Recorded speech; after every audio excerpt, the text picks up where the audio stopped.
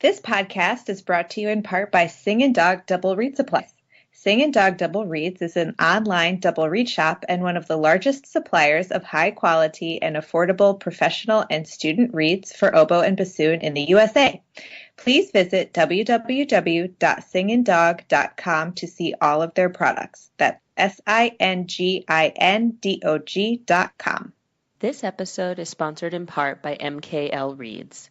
MKL is the one-stop shop for handmade oboe reeds where you can try reeds from various makers and select the one that is best for you. Visit mklreads.com and enter coupon code DOUBLEREADDISH for free shipping on your first order. That's coupon code DOUBLE_READ_DISH, all caps, for free shipping on your first order. Hi, I'm Galit Kaunitz. And I'm Jackie Wilson, and you're listening to Double Read Dish, a podcast for oboists, bassoonists, and the people who love them.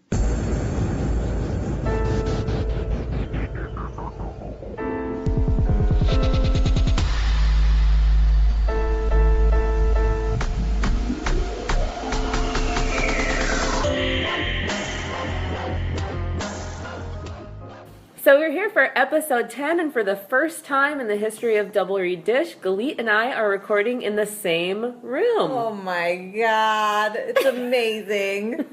But we are not alone. We are here with our chamber group mate and friend, Corey Mackey. Say hi to the listeners, Corey. Hello, everyone. So we are together for a tour of Kentucky, Tennessee, Missouri. Yeah. That's it. Yeah. Mm-hmm. Yeah, it's been a whirlwind couple of days. We gave 3 concerts yesterday, which was a lot. Very long day. A lot of concerts. But it's been really fun and rejuvenating being back with Driftless Winds. How are you doing, Corey? I'm doing well. It was a busy, packed day. We have another set of recital and master class this afternoon, but it's been a good trip. Mm-hmm. Very good trip. So our group is kind of unique in that we all 3 live in different places, and you'll see like saxophone quartets do this a lot, right? Who meet in school and then they'll kind of stay together and have gigs that they do. But I feel like we see it a lot less in other like woodwind ensembles. You know, we see student groups a lot and faculty groups a lot, and we started out as a faculty group, but then decided to stay together as we kind of pursued different things. What do you guys think is the hardest part or biggest benefit to being a group that, you know, has to make it a point to rehearse and play together? Well, I like that when we are together, we're really, really efficient and we get a lot done. You know, giving 3 concerts in one day is not normally something that you would do if we got to rehearse regularly every week. We get to prioritize our practicing and our goals, and we can be a lot more focused about what we're actually trying to achieve, so I really like that. Yeah, my favorite and least favorite thing are actually the same, is, you know, when you have an ensemble that you're in the same city with, you perform every day and you really get a chance to know those people and the music, and that's my favorite part about constant rehearsals. The thing that is hard about Driftless is we don't have that, but over the summer we get together for a whole week and we learn the season's rep, which is nice because we really learn the repertoire in that week. Mm-hmm. And then when we go and we do these tours, we're able to play at a very high level because of that, you know, intense rehearsal. We'll always, you know, schedule some extra rehearsals prior to the tour, but it's a lot of fun because then it opens up time throughout the semester because we all have other projects that we're working on as well. Mm-hmm. So it's nice to be diverse in the things that are interested in you, and then, you know, leave where you have been for the whole semester and play really high quality music with great people.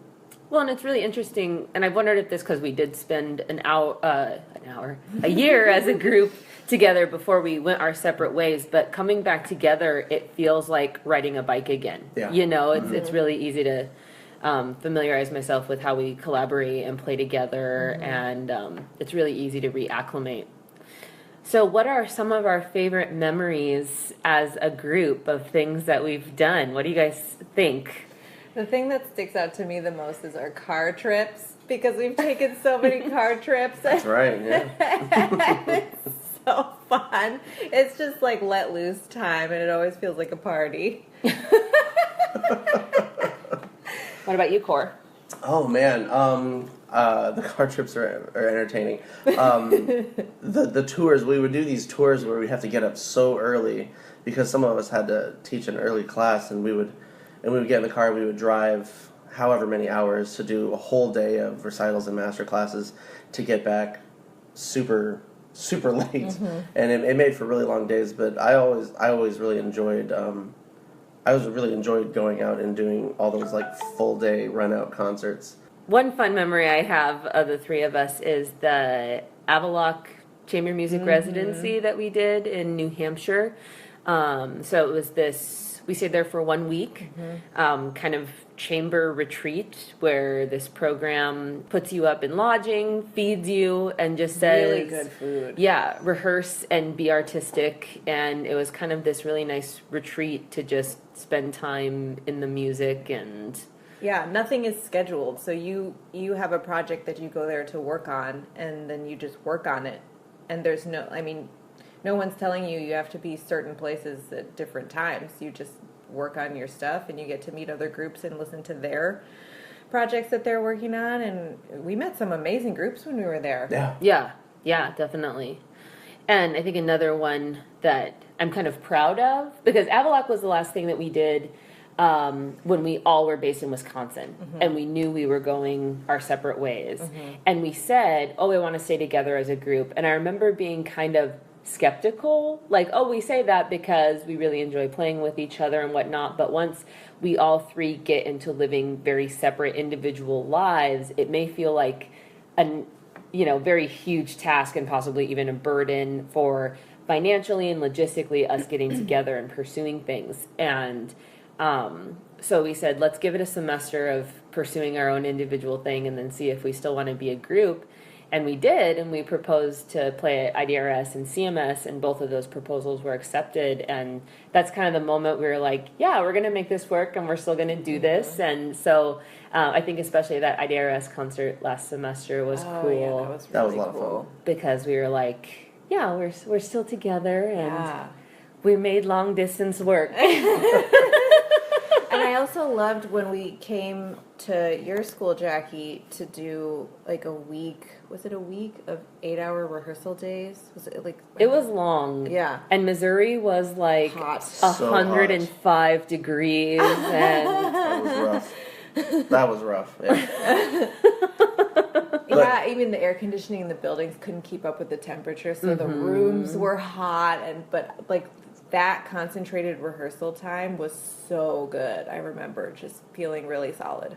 And that was the time we worked on the new commissions that we did for IDRS and for CMS. And one of my favorite memories that I had is working on, in this case, Chayu Hu's piece, which is called Voyage, and it's multiple movements of pieces that she traveled over the summer. And one of the movements ends with a very fast and flourishy clarinet solo, and I was really worried to play it for the composer because it's written next to impossible to play, and I added a handful of slurs and accents that I think is what she was going for, so I was really nervous, and she came and she was so delighted with our performance. It was nice because there's so many artistic ideas that we could have for that piece, and she was very pleased with all the decisions that we made, so that was really nice. She was very pleased.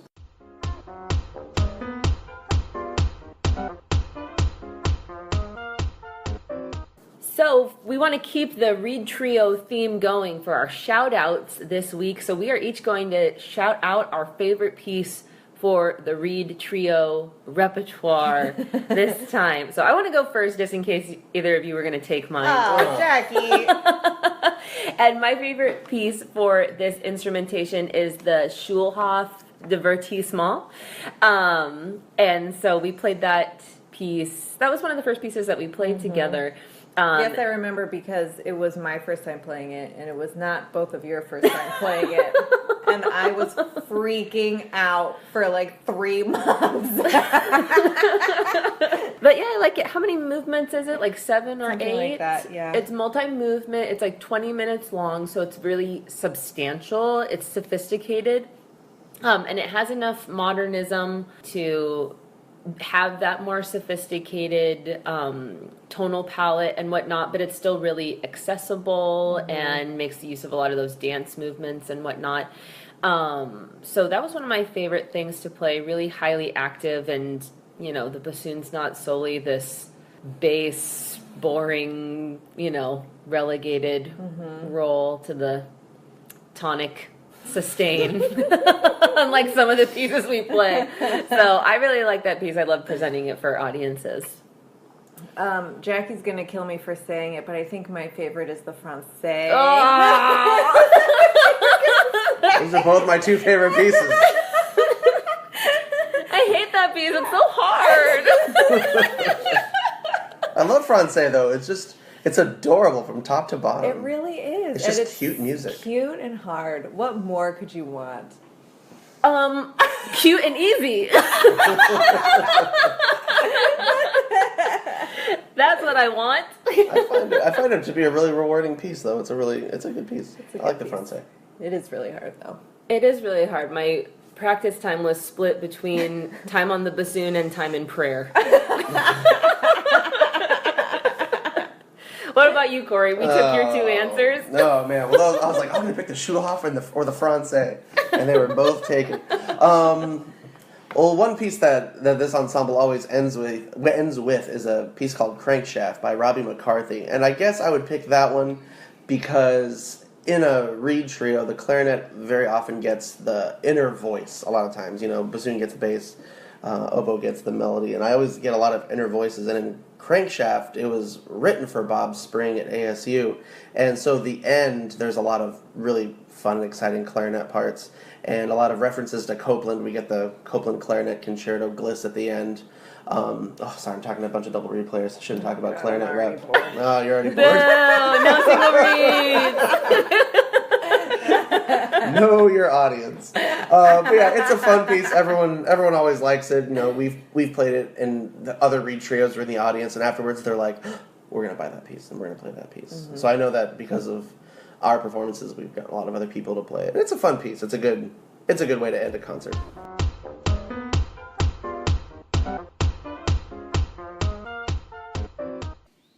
Right out of the box, Genda reed knives are the sharpest reed knives on the market. Each original Genda reed knife is handcrafted using traditional Asian knife-making techniques. Japanese steel is first forged into shape, hollow ground, and then hardened to Rockwell 5860, making the edge on the blade very strong yet durable. Each blade is then polished and hand-sharpened to perfection using shaped-in professional sharpening stones up to 8,000 grit. Genda even personalizes your reed knife before sending it. You can choose a right-handed, left-handed, or straight burr from their drop-down menu and easy-to-use website. Genda has also announced new products for April of 2017, including the Genda Reed Tool Roll, a high-quality leather tool storage roll, including 3 large and 3 small sleeves, and 1 covered pouch to store your reed-making knives and tools. They also offer Genda leather reed knife sheaths and a Genda cutting block. Visit gendaindustries.com today. This episode is brought to you in part by JDW Sheet Music. JDW Sheet Music is an online store that specializes in original chamber music pieces for wind instruments. The website offers a variety of music transcriptions of composers like Debussy, Bach, Piazzolla, and Rachmaninoff. Owner and arranger Jessica Wilkins has produced over 60 chamber music arrangements featuring oboe and bassoon. Jessica's works have been performed at colleges across the country, as well as the 2015 IDRS conference in Tokyo, Japan. For access to the entire JDW Sheet Music catalog, please visit jdwsheetmusic.com.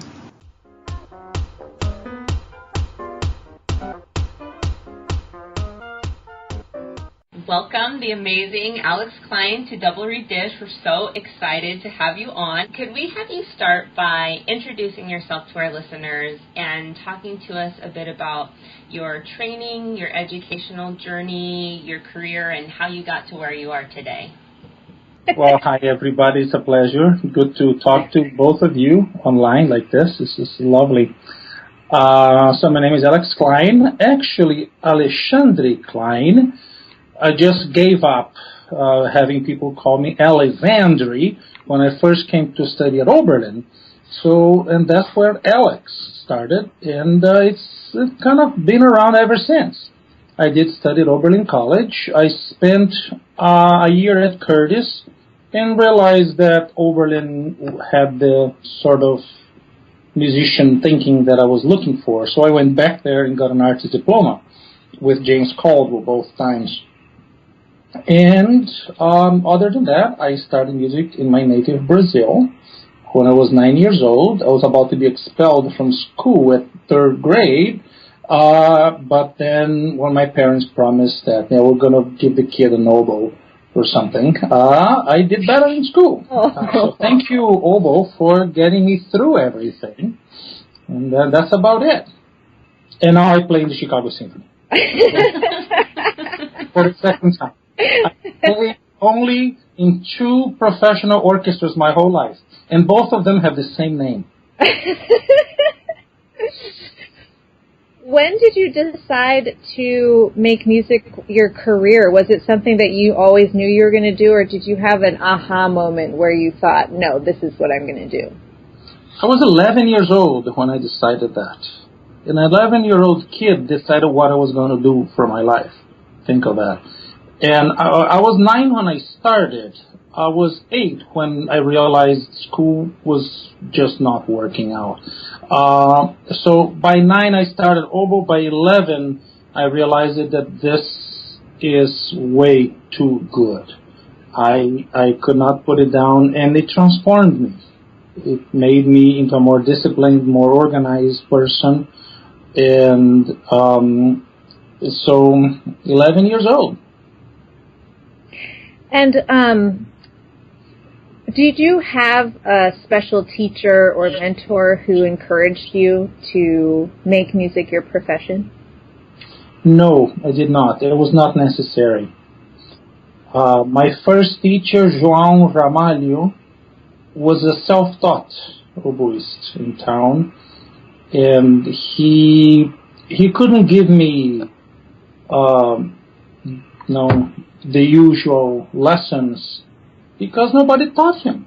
He learned by himself. So I didn't hear about French school, German school, Tabito school until much later. And his lessons were more about experimentation, loving the different sounds we can make. It was more scientific than actual dogmatic. And it's something I treasure to this day, how a piece of music is something we explore because of the emotional content it brings, not just because we're supposed to play it right or not wrong. So how did you find your way to Oberlin from Brazil? When I was a teenager, I went to a music festival in Brazil where Bill Bennett from San Francisco Symphony was the oboe teacher. And I was looking at options for college and essentially just to get out of Brazil and look for a decent place to study. And he recommended several people. And I applied to about 5 schools.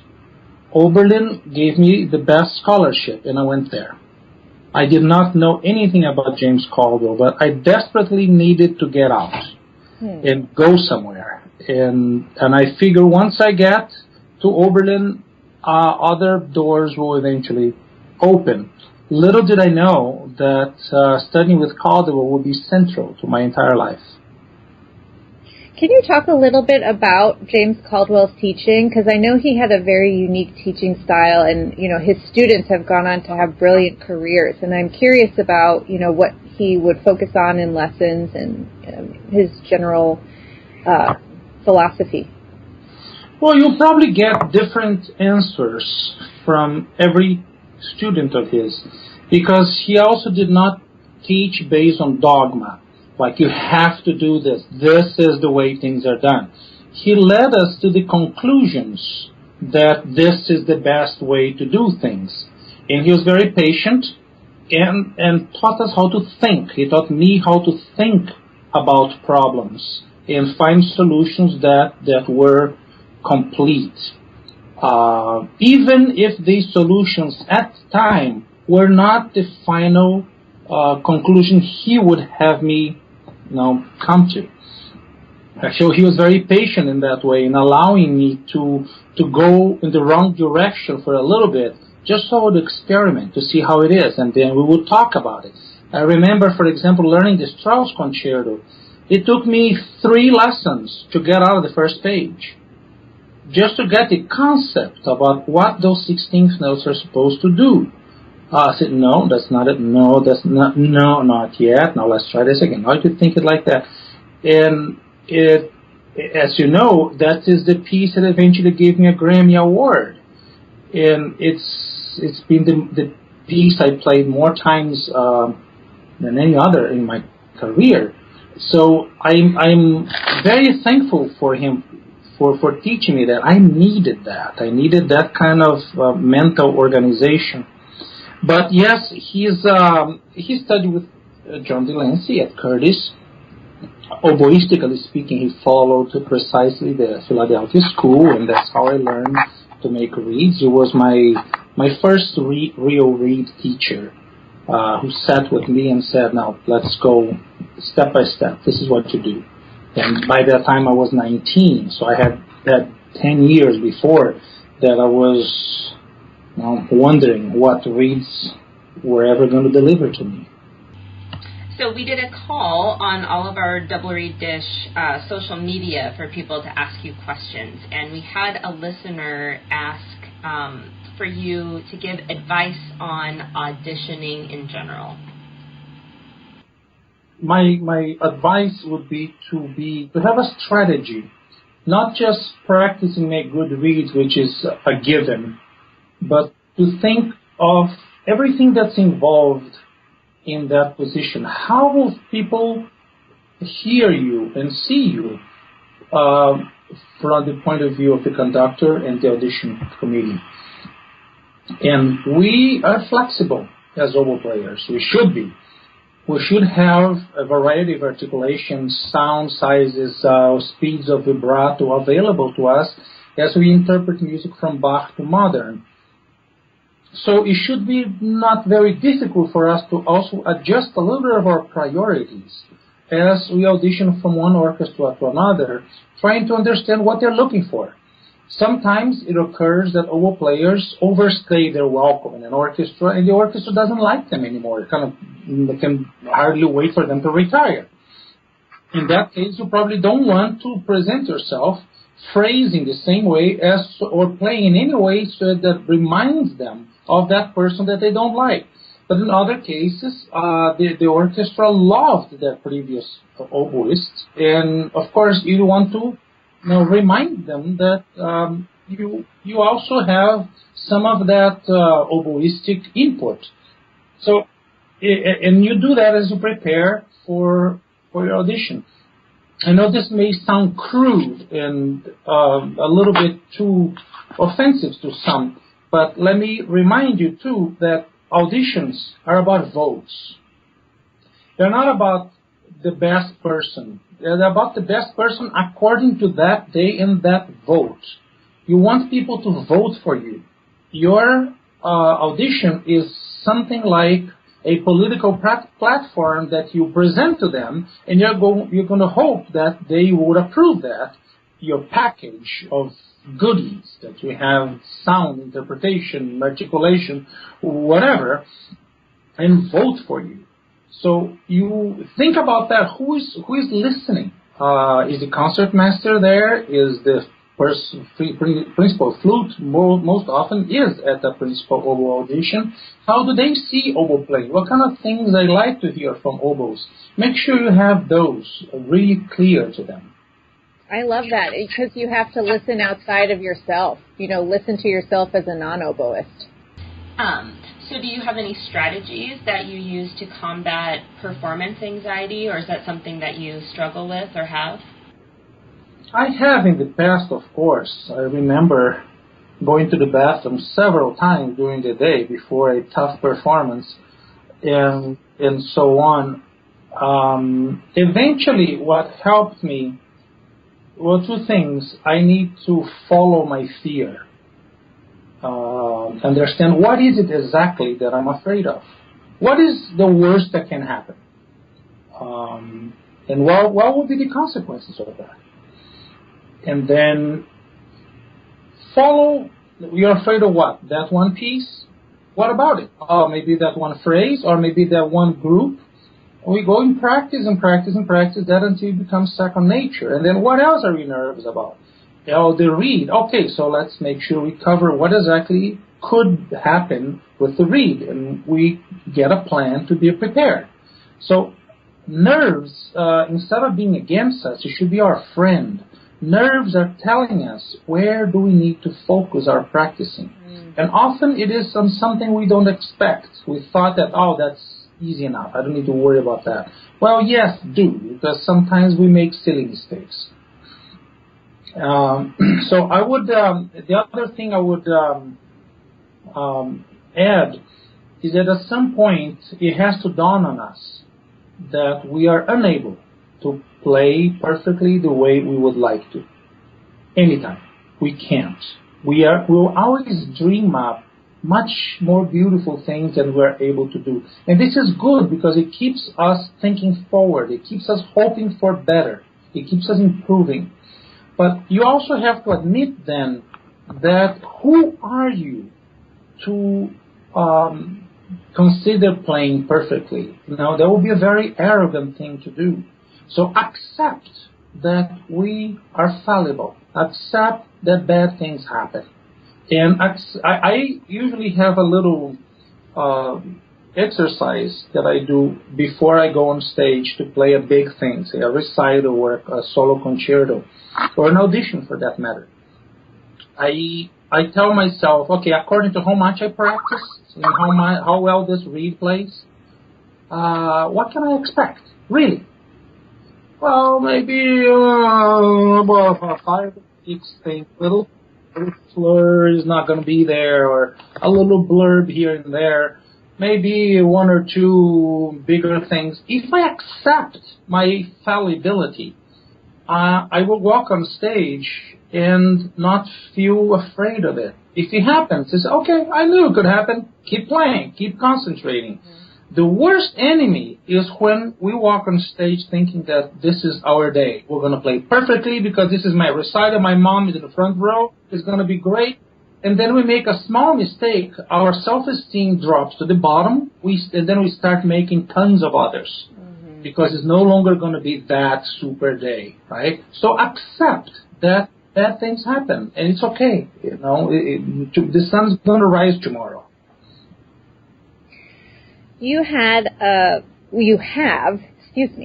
brilliant career with the Chicago Symphony, which you had to take a number of years off because of focal dystonia, which you have been super open about in other interviews, and there's an article in the Double Read, as well as this really wonderful article in the Chicago Tribune that came out recently. So I don't want to ask you too much about that, but we had a listener question. This question is from Noah, and it's a little bit long, but it's worth it. He asks, I was born with nerve palsy, wrist drop in my left wrist, and in 8th grade had surgery to correct this. The surgery granted me use of my left wrist and fingers and allowed me to begin playing the oboe.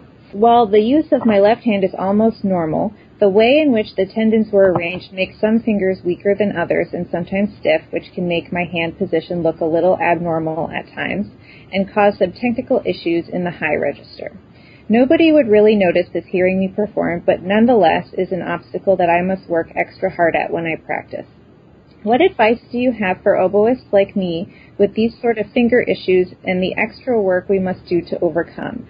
This could relate to how you physically play and practice the oboe now and how that has changed from before the dystonia and what you do to work around these changes.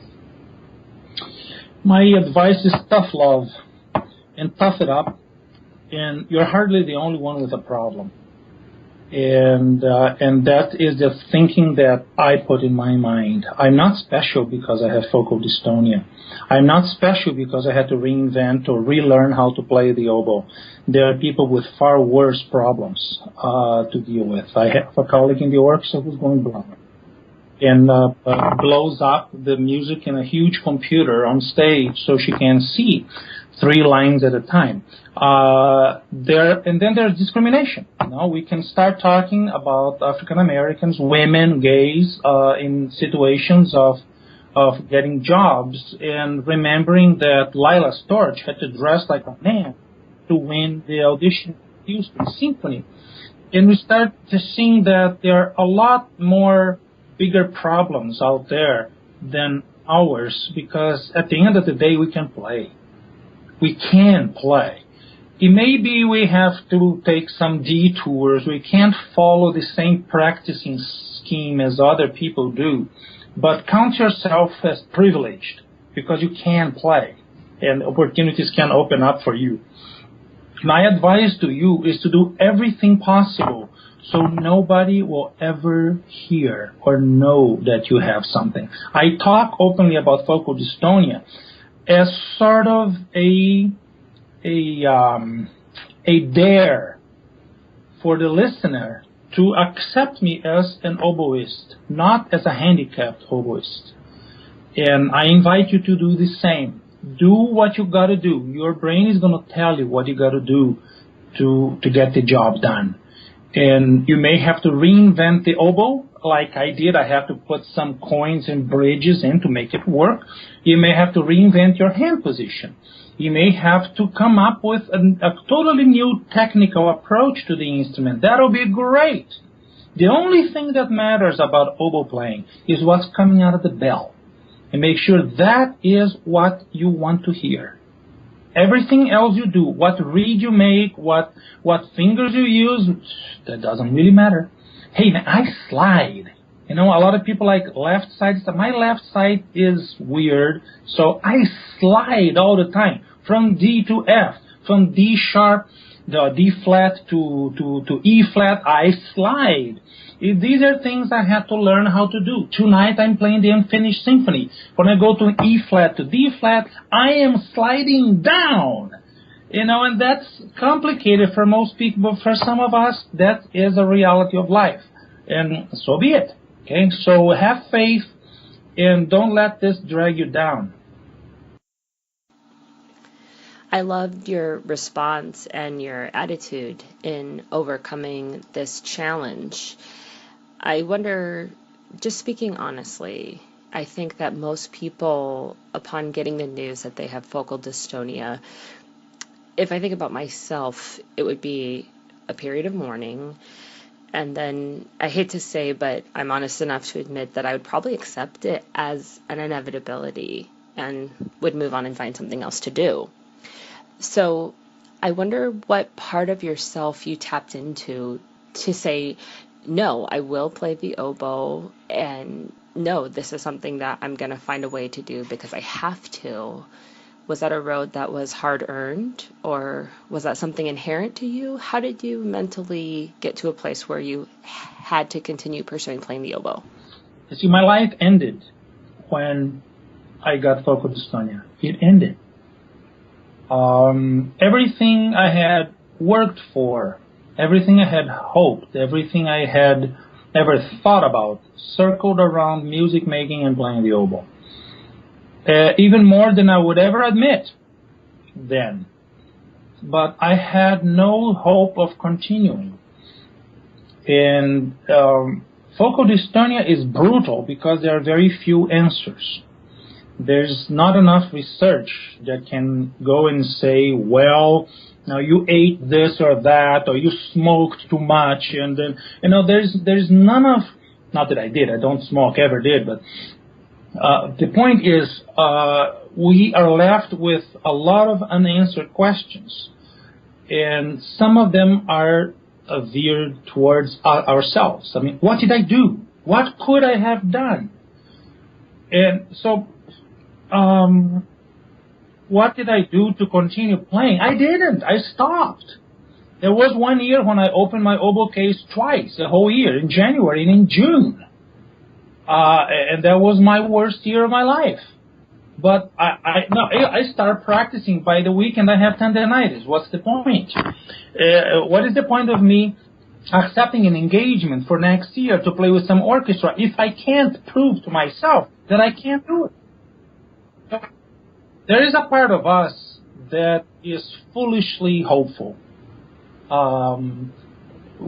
Hope itself, it's something hard to define, but it involves a little bit of foolishness. It involves telling ourselves to believe that something is going to happen that we have no possible way of proving or concretely that it will happen. And that's how I got through it. Yes, I did accept that engagement for next year, hoping that it's going to be okay, and usually it did. I think all of them did. I managed to get my playing back up again. I stopped certain things. I stopped learning new music. I stopped playing recitals or anything very long. And, the audition came here in Chicago. Am I going to say no? Of course I'm going to take the audition. It's foolish for me to think otherwise, but it's also foolish for me to look in the mirror and say, yeah, you're going to go there, you're going to play. And there hasn't been a day this season that I didn't play under pain. But I'm going to do this. It's foolish to do it, but I'm going to do it anyway. I'm hoping that eventually things are going to settle and I'm going to find a way, but the fight continues. So as you said in your previous answer, you are an oboist first. You're not an oboist with focal dystonia, you're an oboist. And listener Caitlin has a question.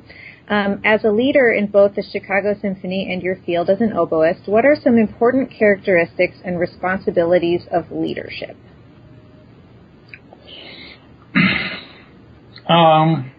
Humility. The more we learn, the more we know that there's so much more to learn.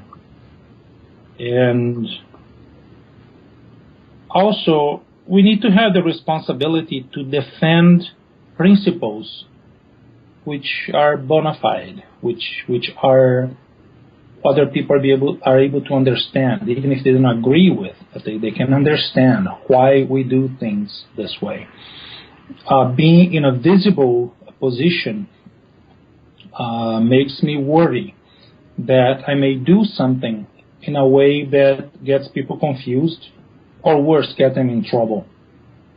Say, if I decide to play a very unusual phrasing that somebody can then hear, well, if Alex does that in Chicago, I'm going to do that too.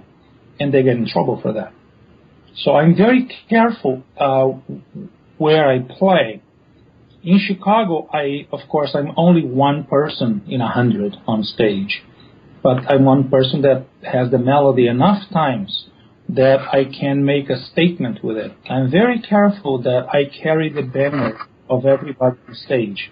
Now, if I'm a soloist or if I am playing a recital, I am given more leeway to do things differently. But the visibility of leadership brings the responsibility that we have to do something that will contribute to our work, to our oboe market. You've had an illustrious playing career, and one of my favorite questions to ask our listeners is to look back over the course of that career and talk to us about a favorite memory that you have of a past performance. Oof! How long is this interview again?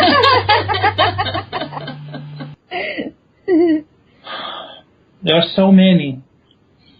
My life is being built on those memories. I'm not going to lie to you. It's not only the performances with big people that haunt me, but the performances with people that really touch my heart. Yes, I performed the Bach double with Isaac Perlman and with Pinchas Zuckerman and Sergio Luca and a number of wonderful violinists. I now share the stage with Bud Herseth on trumpet and Dale Clevenger and Larry Combs and and I'm privileged to sit where Ray Steele once sat, who was a principal oboe in our orchestra for 1/3 of its existence. And all of that is memorable for me. Playing the Brahms Requiem with Barenboim was lyric and a life-changing event. The same thing with playing the Bach Passions with Peter Schreier conducting, the great tenor. And but they're events just as strong for me from my youth days, from my youth symphony, when a traveling group of friends came around. I was only 15, and they were doing the opera Dido and Aeneas, and they sang with us, sang with our chamber orchestra, and I got to know people who were traveling through, young people, and doing music. It was so beautiful.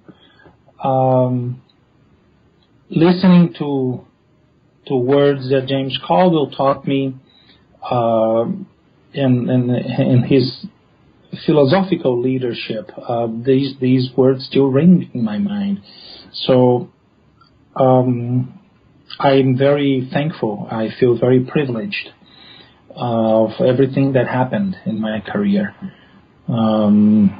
I can only pay forward. I owe so much to so many people. I'm only hoping that I can pay forward as much as I can as an expression of how thankful I am for everything they did for me. Can you describe your approach to reed making? And I understand this probably has changed over time, but that would be interesting to hear about too. Well, it changed since last week.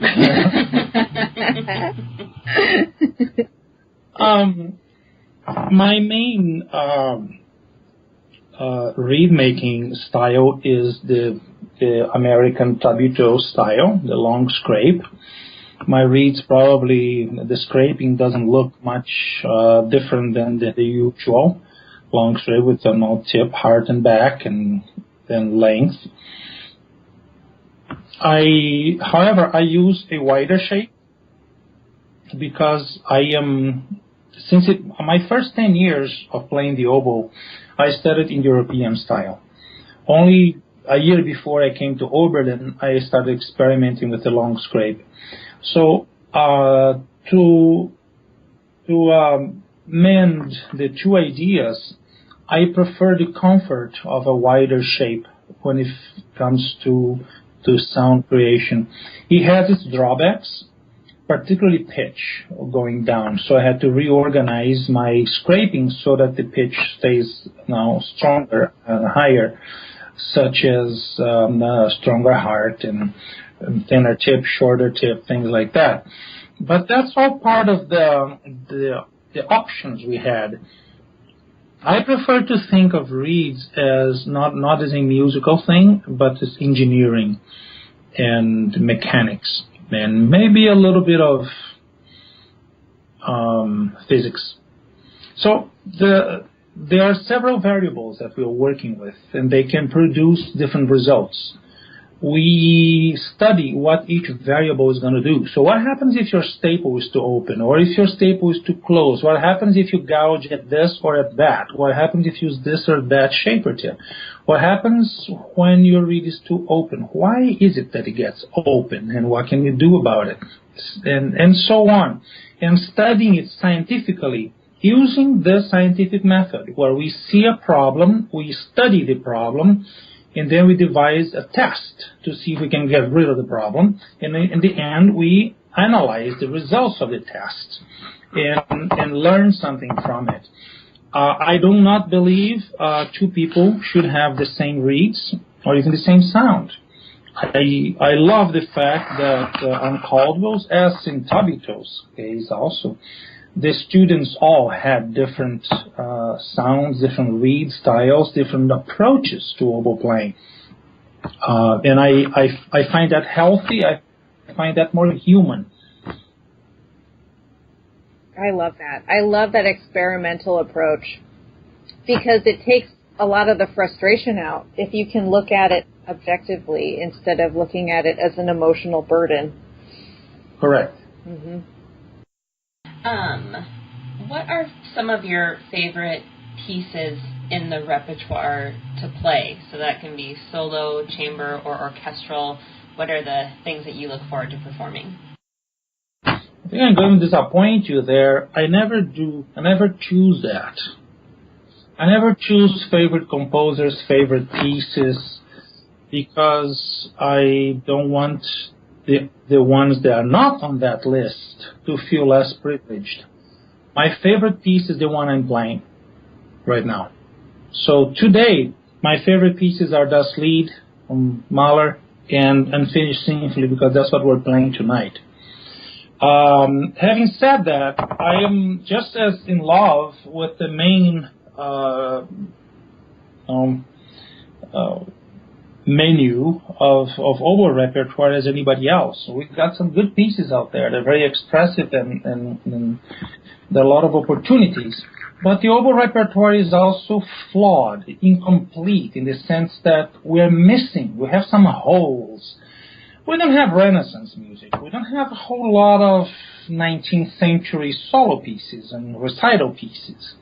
And we seem to have a boatload of Baroque, so much that we can't play everything. There's too much of it.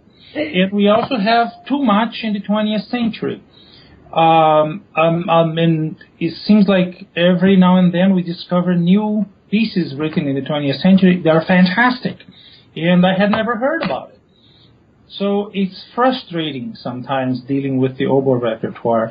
And I appeal to arrangements often in order to supplement what's missing, such as 19th century stuff and anyway. But my answer to you really is that my favorite piece is the one I'm playing right now. I'm not going to elevate or downgrade any of them beyond that. Where or to whom do you look for inspiration? Good question.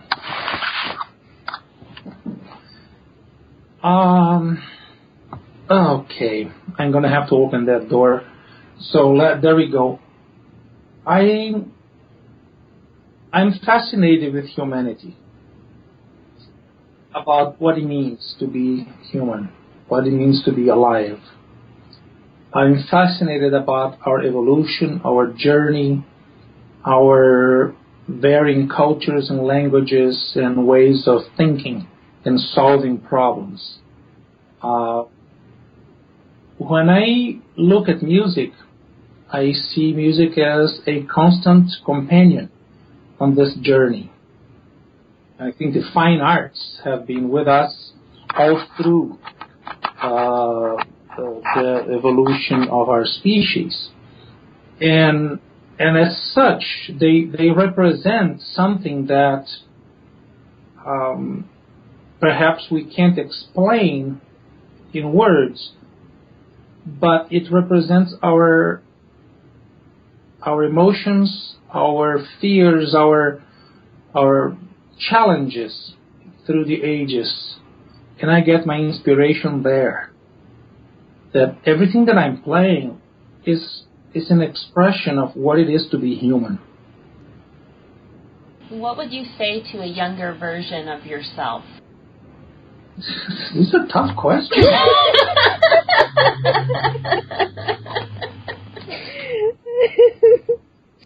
This one, unfortunately, I have thought about before. And unfortunately, the first thing that came to my mind is, don't do anything stupid. But then I remember that it is from our stupid things that we grow. And only because we grow that good things happen. So I unfortunately have to conclude that I will tell my younger self to just carry on. And I would live through the same mistakes again because I have to. This is what made me happy today. This is what made me feel complete today. I couldn't tell myself to make more reads or practice more. I would just say, carry on. You know what you're doing. Do you have any tips for teaching or learning physical musical concepts like embouchure and vibrato? Because those tend to be, for me anyway, the more challenging concepts to teach. Well, I don't like to have only one embouchure. I usually use about 5 of them in the same half hour or less. I like to make a stable reed that grows a sharp C so that with reasonable air support, it will play most of the oboe range in tune and voiced. And then extremes would require only a little bit of extra effort, like if you're going to go very low or very high or tongue a bit too fast, that can be adjusted for the moment. But as much as I tried to, I could not come up with one embouchure that could do everything. That can play middle, high, and low. That can tongue fast. That can attack very subtly. And that can do various degrees of vibrato. And that could play ugly and beautiful at the same time. Sometimes we have to play ugly. Sometimes we represent the ugly in a beautiful way, such as when we play Schumann, or we represent ugly the ugly way when we play a Barrio Sequenza or something. And we try to make that not beautiful, we make it appropriately ugly, or redefine what ugly is in the first place. Maybe it isn't ugly at all. So my suggestion would be to keep an open mind and not get ourselves glued into one way of playing, because the world of music is so diverse. If we're playing only in one way, it's just a matter of time before we're going to conclude that we're doing the wrong thing. So we have to have a good airstream and base our playing on the airstream, not on embouchure. Every muscle north of your lungs should be available to various degrees of tension and relaxation for us to make music. And we know that if we overuse certain muscles, they get tired. Actually, all of them do eventually. So, of course, an embouchure that has to be forced is of no use. So reeds play a great part on that, on how the embouchure works.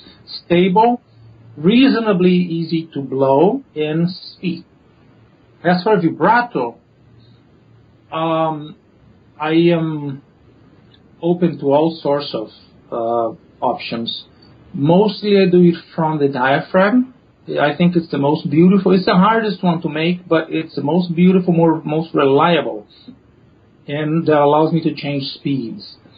I can sometimes play without vibrato at all. I like to use a throat vibrato as long as it doesn't kick too much on the throat and we hear that kicking sound.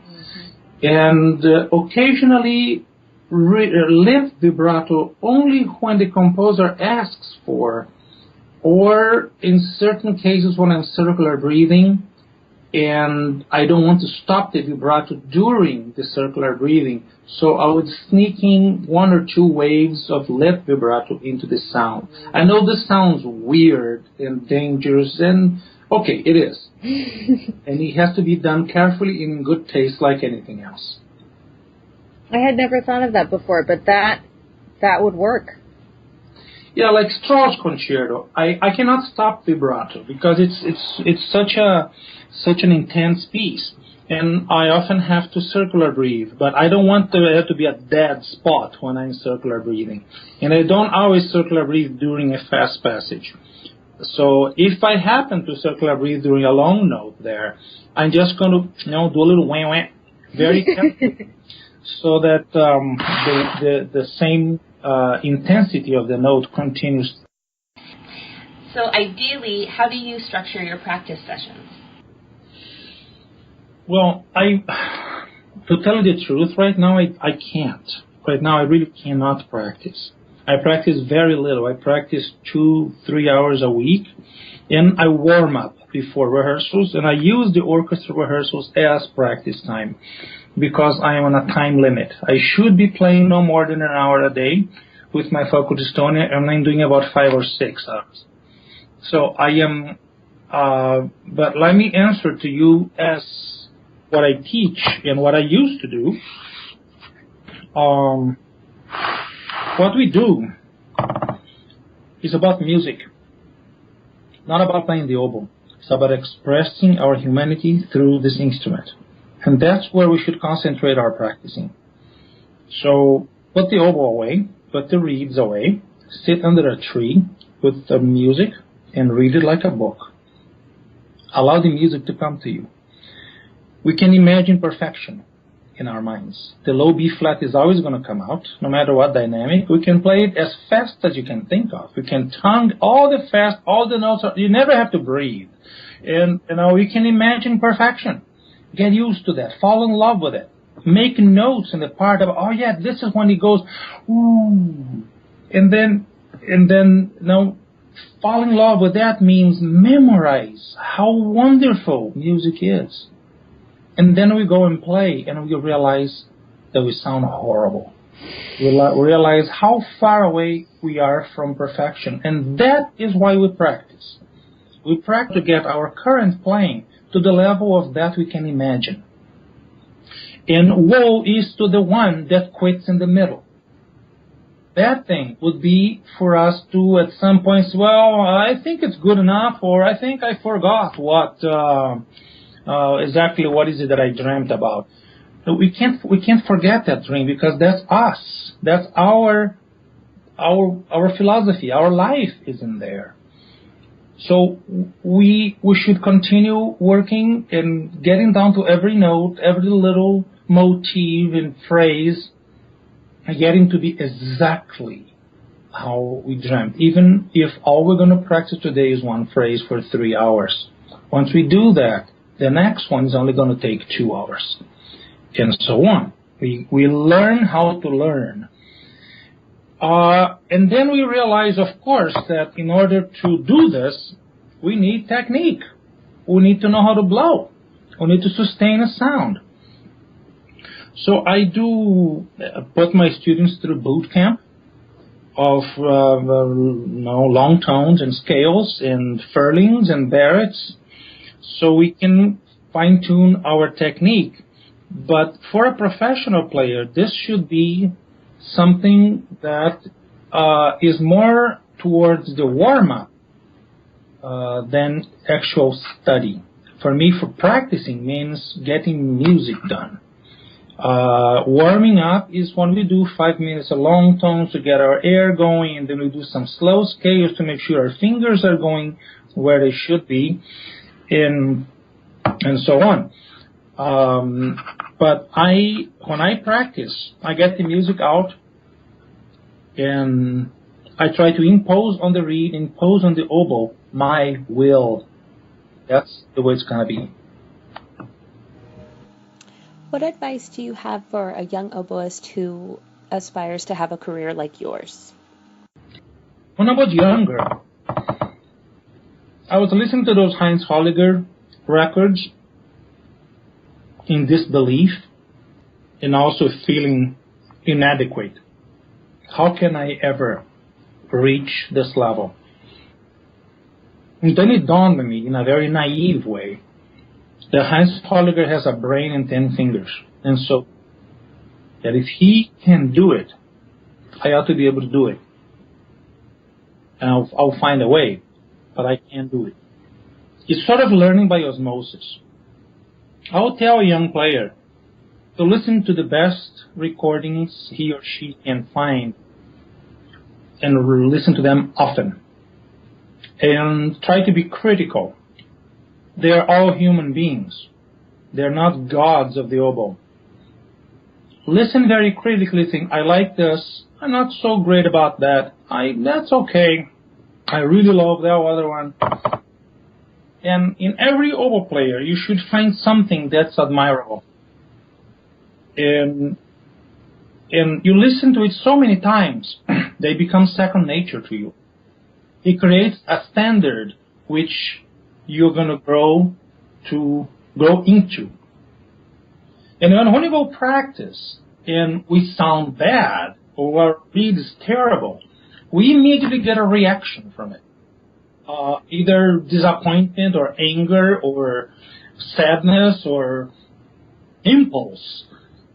And we should then rely on that reaction to make us go in the direction of this playing that we admire and that we construct inside of us.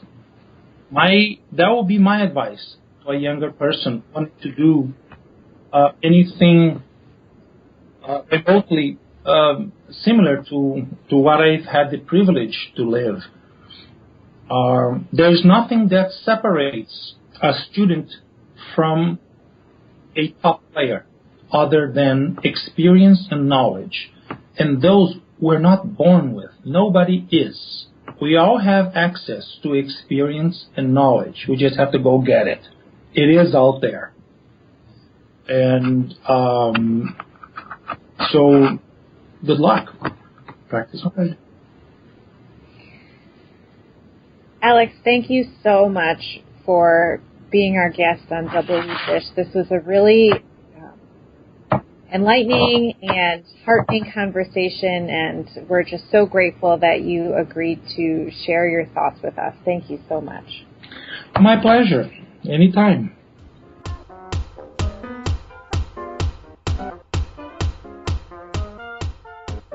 So that was an awesome interview with Alex Klein. I hope you guys enjoyed that as much as we did. The article that we referenced several times throughout that interview from the Chicago Tribune, there's a lengthy article and then also a video. We will put that in the description of the article. So make sure you read that as a supplement to this interview. I think it'll really kind of flesh out the whole experience and the type of things that he was talking about.